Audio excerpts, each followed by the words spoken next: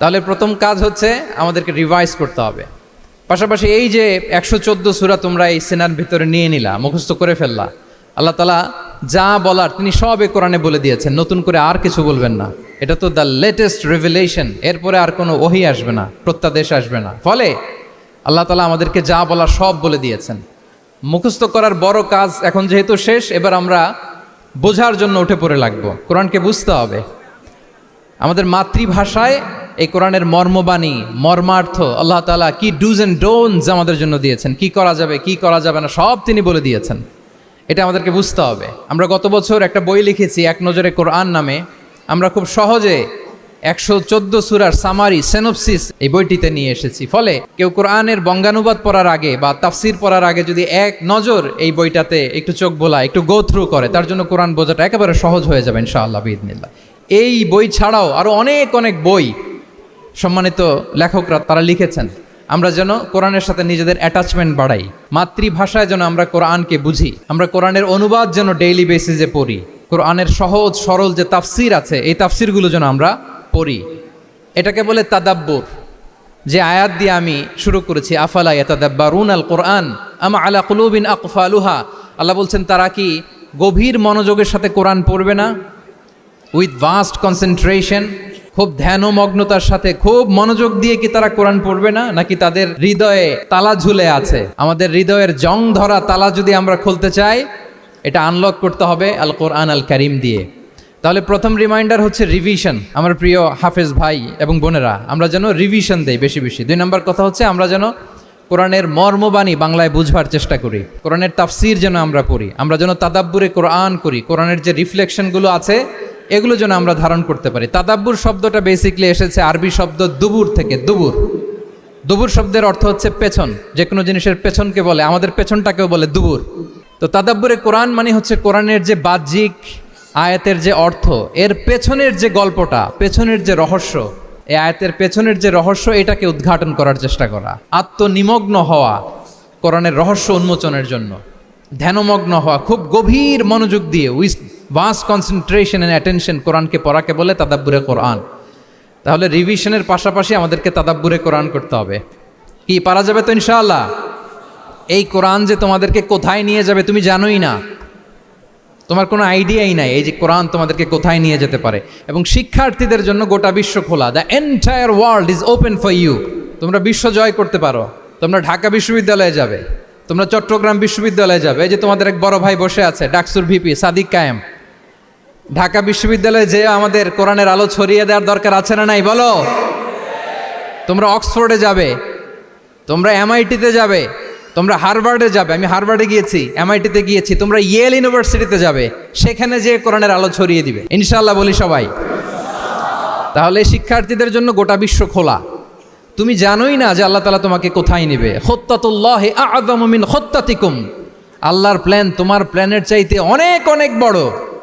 তুমি জানোই না যে আল্লাহ তাআলা তোমাকে দিয়ে কোন খেদমত নিতে পারে। সো আমরা যেন তাদাব্বুরে কোরআন করি, কোরআনে যে আল্লাহ জেমসগুলো দিয়েছেন এগুলোর সাথে নিজেদের অ্যাটাচমেন্ট যেন আমরা বাড়াই, একটু একটু করে যেন পড়ি। এবং সাহাবা রিদওয়ানুল্লাহি তাআলা আলাইহিম আজমাইন, ওনাদের হ্যাবিট এটাই ছিল, ওনারা তাড়াহুড়ো করে কোরআন পড়তেন না, একটু একটু করে পড়তেন। তোমাদের তো 2 বছর কিংবা 3 বছরে হেফজ শেষ হয়ে যাওয়ার কথা নাকি? তাদের কয় বছর লেগেছে হেফজ করতে? 3 বছর। আচ্ছা, তোমরা কি জানো ওমরে ফারুক রাদিয়াল্লাহু তাআলা আনহু উনি সূরা বাকারা হেফজ করতে সময় নিয়েছিলেন 12 বছর। ওনাদের অভ্যেস ছিল তারা তাদাব্বুরে কোরআন করে করে আগাতেন। 10 আয়াত পড়তেন, এটাকে মুখস্থ করতেন, এটার অর্থ বুঝতেন, এটার উপর আমল করতেন, এটাকে ধারণ করতেন, এটার উপর সাধনা করতেন, এটারে ডাইজেস্ট করা শেষ, এরপরে 10 আয়াত, আবার একই সিস্টেমে 10 আয়াত পরে এরপরে 10 আয়াত। এভাবে সূরা বাকারা শেষ করতে উনি সময় নিয়েছিলেন কয় বছর? 12 বছর। এবং যেদিন সূরা বাকারা কমপ্লিট করেছিলেন ওদিন উট জবাই করে সবাইকে খাইয়েছিলেন। সুবহানাল্লাহ বিহামদি।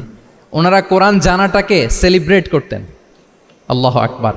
সো আমরা যেন তাদাব্বুরে কোরআন করি। তাহলে আমার রিমাইন্ডারগুলো খেয়াল রাখতে হবে। 1 নম্বরে কি বলেছি? রিভিশন।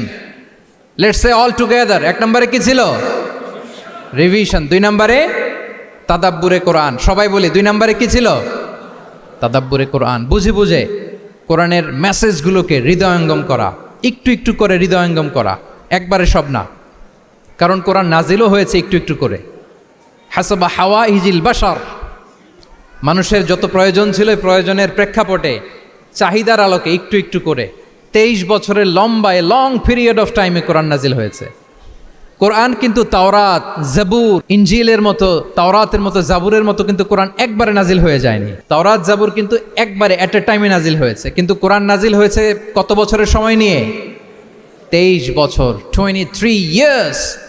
23 বছরের লং পিরিয়ড অফ টাইম নিয়েছে। গারে হেরাতে প্রথমে শুরু, মক্কা থেকে প্রায় 10 কিলোমিটার উত্তর পূর্বে 634 মিটার উঁচু প্রথমে নাজিল হলো ইকরা বিসমি রাব্বিকাল্লাযী খালাক, read in the name of your Lord who has created, পড়ো তোমার প্রভুর নামে যিনি শিখিয়েছেন। এই তো নাজিল হতে লাগলো, কখনো মক্কায়, কখনো মদিনায়, কখনো ঘরে, কখনো বাইরে, কখনো মরুভূমিতে, কখনো বাজারে, কখনো যুদ্ধের ময়দানে। রাসূল যেখানে, সাথে সাথে কোরআনও সেখানে, একটু একটু করে। আল্লাহ রাসূল সাল্লাল্লাহু আলাইহি ওয়া আলিহি ওয়াসাল্লাম উনি ওনার জীবনে, পরিবারে, সমাজে যখনই কোনো সংকটের মুখোমুখি হয়েছেন তখনই সমাধান হয়ে হাজির হয়েছে কোরআন। সুবহানাল্লাহ বিহামদিহি। যখনই সংকট তখনই কি? কোরআন। যখনই কোনো প্রবলেম ফেস করেছেন, কোরআন। কারণ কোরআন হচ্ছে দ্য প্রবলেম সলভিং মেথোডোলজি। যখনই সমস্যা, সমাধান নিয়ে হাজির হয়েছে কোরআন। তাহলে আমরা যেন তাদাব্বুরে কোরআন করি। পৃথিবীর সবচাইতে ইন্টারেক্টিভ বুক এটা, একটু একটু করে নাজিল হয়েছে, খুবই জীবন ঘনিষ্ঠ।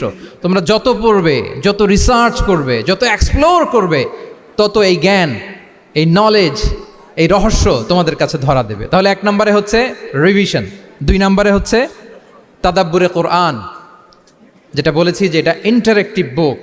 যখনই রাসূল সাল্লাল্লাহু আলাইহি ওয়াসাল্লাম সমস্যার সম্মুখীন হয়েছেন তখনই কোরআন আলোকবর্তিকা হয়ে হাজির হয়েছে। এবং কোরআনকে আল্লাহ আলো বলেছেন অনেক জায়গায়, ওয়ানসালনা ইলাইকুম নূরাম মুবিনা, নূর বলেছেন আল্লাহ তাআলা, এটা আলোকবর্তিকা। কিতাবুন আনসালনাহু ইলাইকা লিতুখরিজান নাসা মিনাজ যুলুমাতি ইলান নূর, অন্ধকারাচ্ছন্ন মানুষগুলোকে আলোর পথে নেয়ার জন্য আল্লাহ তাআলা এই কিতাবকে পাঠিয়েছেন, ক্রাইটেরিয়ান করে পাঠিয়েছেন। এই কোরআনের সাথে যদি আমার প্রিয় শিক্ষার্থী বন্ধুরা তোমাদের অ্যাটাচমেন্ট গড়ে ওঠে, সারা জীবনের জন্য তুমি safe. It's a criterion.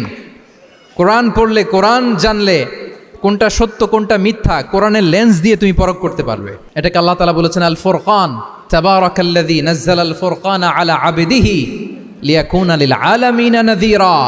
Furqan মানে the criterion, it differentiates between right and রং। কোনটা সত্য কোনটা মিথ্যা, কোনটা ভালো কোনটা মন্দ, এটা কোরআনের লেন্স দিয়ে যদি তুমি পরখ করো, তোমার জন্য গোটা বিশ্বটা সহজ হয়ে যাবে। কোনটা সত্য তুমি সহজেই বুঝতে পারবে।